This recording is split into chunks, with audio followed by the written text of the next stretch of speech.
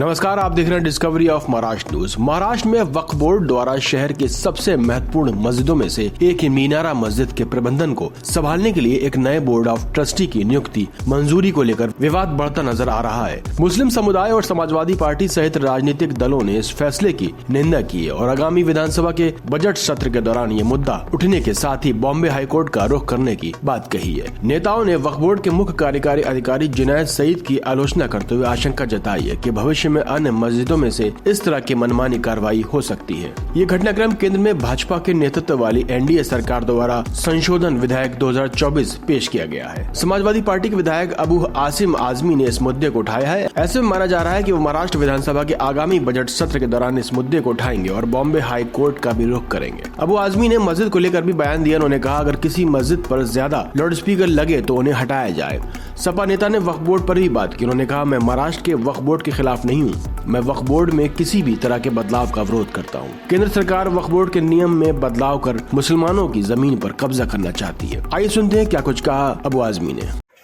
इसका ट्रस्ट है और उस ट्रस्ट में ये है, इसका जो भी ट्रस्टी बनेगा वो मेंबर ही बनेगा। और जो ट्रस्टी लोग हैं वो सब बहुत बड़े बिजनेसमैन हैं।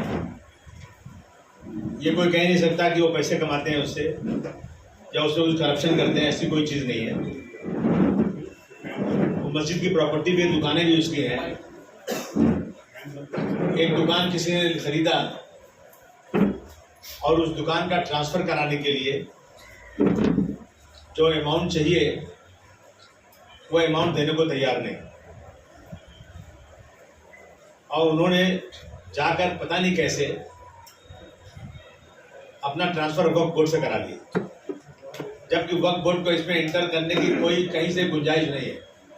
ये वक्फ प्रॉपर्टी नहीं, ये प्रॉपर्टी ट्रस्ट की है और ट्रस्ट ही चलाता है। इसको बहुत कायदे से चलता है। परंतु अभी वक्फ बोर्ड के जो सीईओ हैं जुनैद अहमद, जुनैद की क्वालिफिकेशन जो है वक्फ बोर्ड के सीईओ की नहीं है। वो गलत तरीके से, गैर कानूनी तरीके से बिठाए गए हैं। उन पर बहुत सारे केसेस भी हुए हैं कि उनको हटाया जाए। वो उस लायक नहीं है कि वहाँ बैठ सकें। लेकिन अभी जो गवर्नमेंट बैठी है वो गवर्नमेंट मुसलमानों को हर तरह से परेशान करना चाहती है। हर मस्जिद के नीचे मंदिर नज़र आ रहा है उनको। वक्फ बोर्ड की ज़मीनें अल्लाह की ज़मीनें हैं और ये ज़मीनें लोगों ने अल्लाह के नाम पर मस्जिद को, मदरसे को, यतीम खाने को, दरगाहों को, अस्पतालों को दिया हुआ है। अब सरकार की नीयत उस पर भी लगी हुई है। मैं समझता हूँ कि उन्हीं के इशारे में सब काम हो रहा है।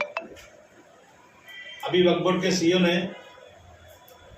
ये शिकायत किया, इस पर केस किया कि इन्होंने 83 प्रॉपर्टीज बेच दिया है। नोट किया जाए, 83 प्रॉपर्टी बेच दिया है, जबकि 83 प्रॉपर्टीज है ही नहीं।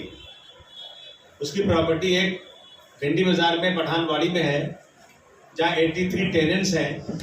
उन टेनेंट से इन लोगों ने कैंसन लिया है बिल्डिंग बनाने के लिए। बिल्डिंग बना के उनको जगह देंगे, जैसे बिल्डिंग का डेवलपमेंट होता है।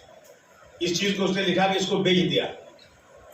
ये चीज़ें लेकर के इन्होंने ट्रस्टीज़ को सस्पेंड कर दिया और नए ट्रस्टी लाए। ये सारी शिकायतें आ रही हमारे पास। मैं जाऊँगा, अभी मैं ऐलान करूँगा 1 तारीख का, मैं जाऊँगा मस्जिद पे। लोग बोलते हैं 10,000 लोग वहाँ रहेंगे, इतने नाराज़ हैं लोग।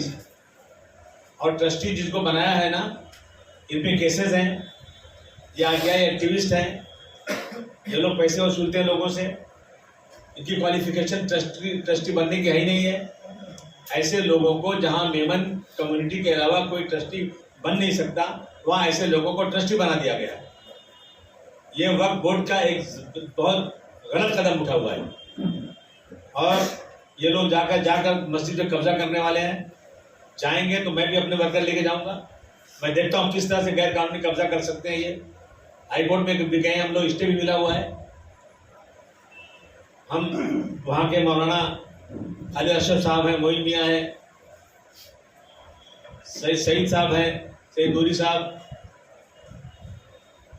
इन उलमाओं से बात लेने का है। उसको 3 हफ्ते का एक्सटेंशन मिला हुआ है, लेकिन हम लोग भी तैयार अपनी फौज के साथ। कोई भी कब्जा ले नहीं सकता है। धन्यवाद। हाँ बोलिए, तो क्या लगता है ये प्रॉपर्टी वक्त के पास जाएगी या ट्रस्ट के पास रहेगी? ट्रस्ट के पास ही रहेगी। आपको क्या लगता है? ट्रस्ट के पास ही रहेगी, वहीं रहना चाहिए। इसके लिए हम लोग पूरी ताकत से लड़ाई लड़ेंगे, सड़क पर लड़ेंगे और कोर्ट में लड़ेंगे। अगर कानून के हिसाब से वक्त के बाद जाती है तो क्या किया जाएगा आपके तरफ से? ये कानून के साथ जाएंगे, देखेंगे कानून के खिलाफ तो नहीं जाएंगे हम लोग, लेकिन लड़ाई लड़ेंगे लेकिन न जाए। हाजी मदन श्री मदन क्या विवाद है अभी? इतना सिंधे जी भी गए थे वहाँ आरती वगैरह की, क्या है? अरे पूरा मुसलमानी विवाद है। हाजी मलंग में जाने दीजिए और हाजी अली जाने दीजिए, पूरा मुसलमानी विवाद हो गया है।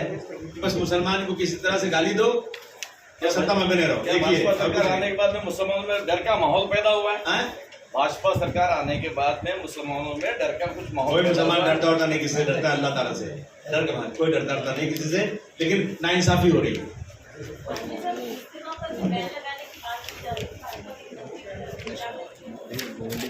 इज्तिमा पे बैन मतलब शर्म आना चाहिए।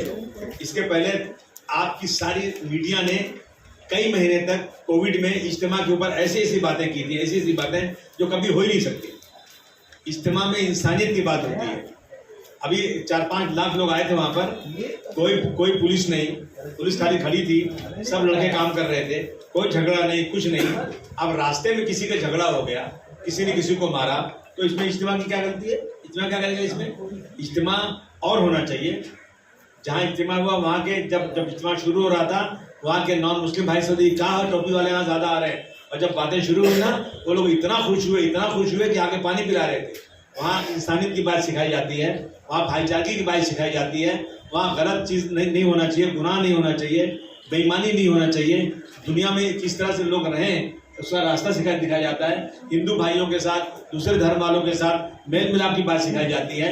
और ये जो कह रहे हैं ना, ये सिर्फ नफरत के पुजारी हैं जो इस तरह की बातें करते हैं। जब कोविड में हुआ था तो कितनी बातें हो रही थी कि इन्होंने को बढ़ाया। जब कोर्ट में गए ये लोग, पकड़े गए थे लोग, इज्तिमा के लोग, कोर्ट ने उठा कागज फेंक दिया, कहा कि इनको बलि का बकरा बनाया गया, इनको सबको छोड़ दो। आज भी लोग आराम से आ रहे हैं, इज्तिमा कर रहे हैं, कोई पाबंदी नहीं है।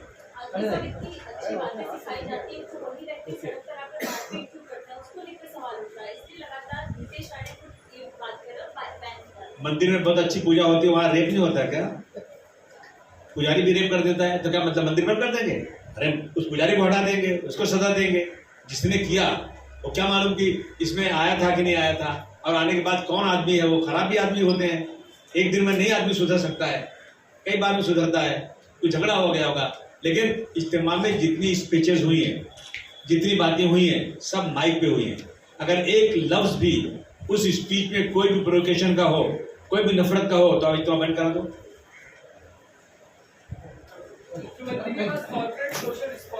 गैर कानूनी कब्जा जबरदस्ती है, कोई किसी को ट्रस्टी बनाकर लाए, तो ये कभी भी समाजवादी पार्टी या अबू आसिम कभी भी इसे बर्दाश्त नहीं करेंगे। इसके लिए किसी हद तक भी जाएंगे, लेकिन इस मस्जिद को बचाना हमारा काम है।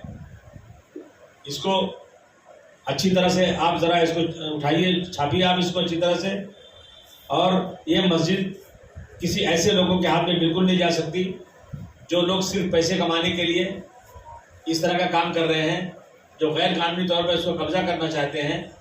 इसी चीज़ के लिए मैंने आपको बुलाया आज, और सरकार को हम बोल देना चाहते हैं कि ये जो है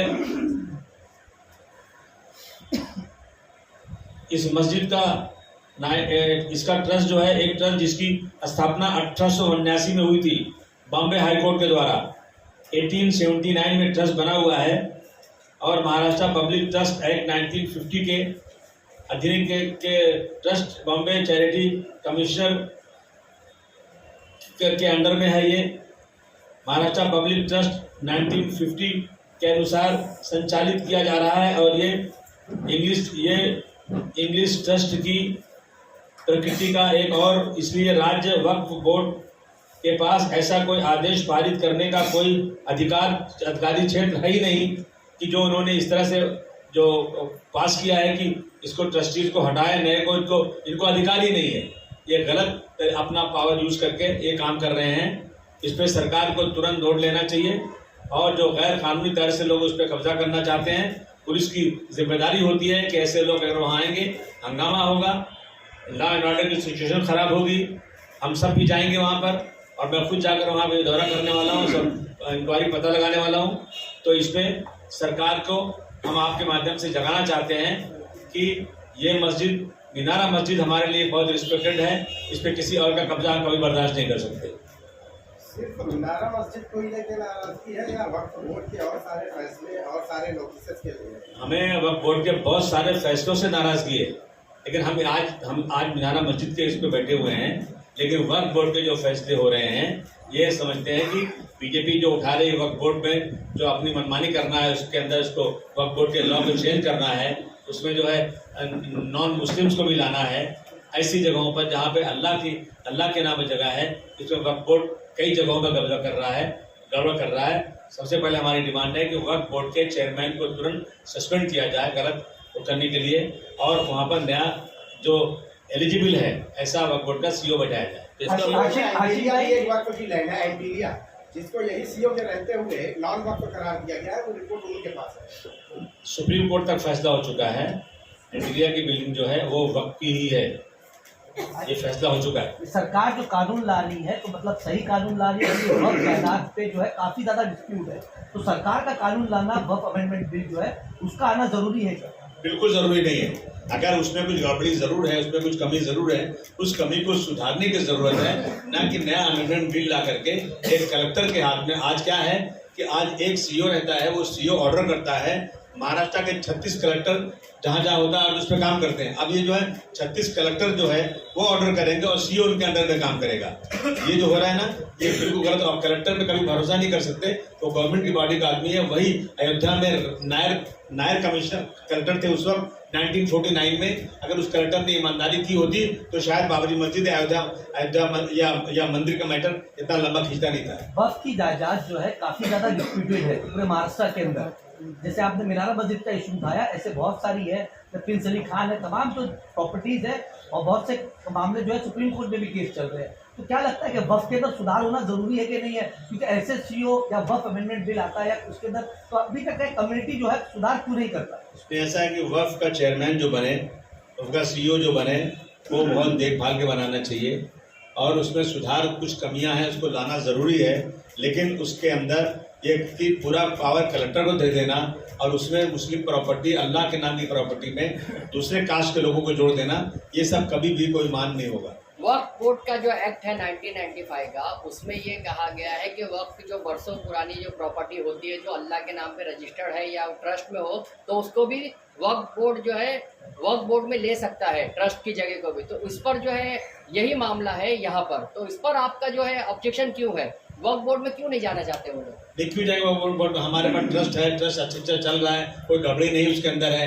जो लोग क्वालिफाइड लोग हैं, बहुत अच्छे फैमिली के लोग हैं, आज 100-150 साल से वहाँ पे उसी फैमिली के लोगों का काम चल रहा है, तो उसको चेंज करने की जरूरत क्या है? वक्त में गड़बड़ियाँ चल रही हैं सर, आप रोज सुन रहे हैं, कोई कब्जा कर रहा है, कोई क्या कर रहा है, इस ट्रस्ट के तहत चल रहा है, इसको ट्रस्ट में ही रहना चाहिए।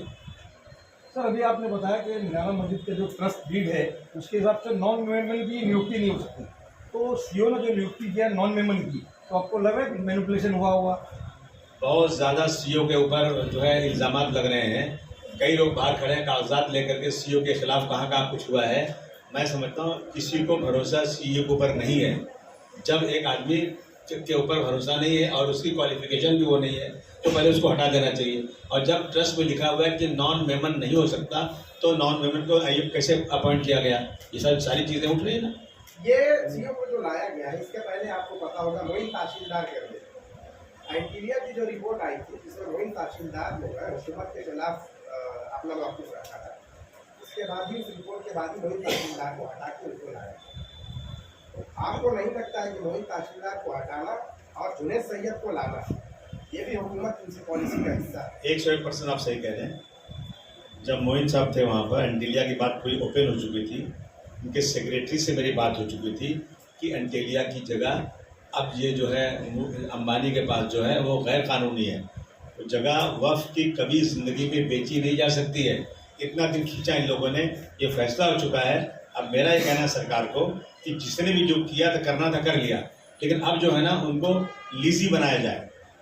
ये जगह बिक तो सकती नहीं है, बिल्डिंग गिराई तो जा सकती नहीं है, लेकिन उनको वो जगह लीज पे दे करके वो वक्फ को किराया देवे उसका, ये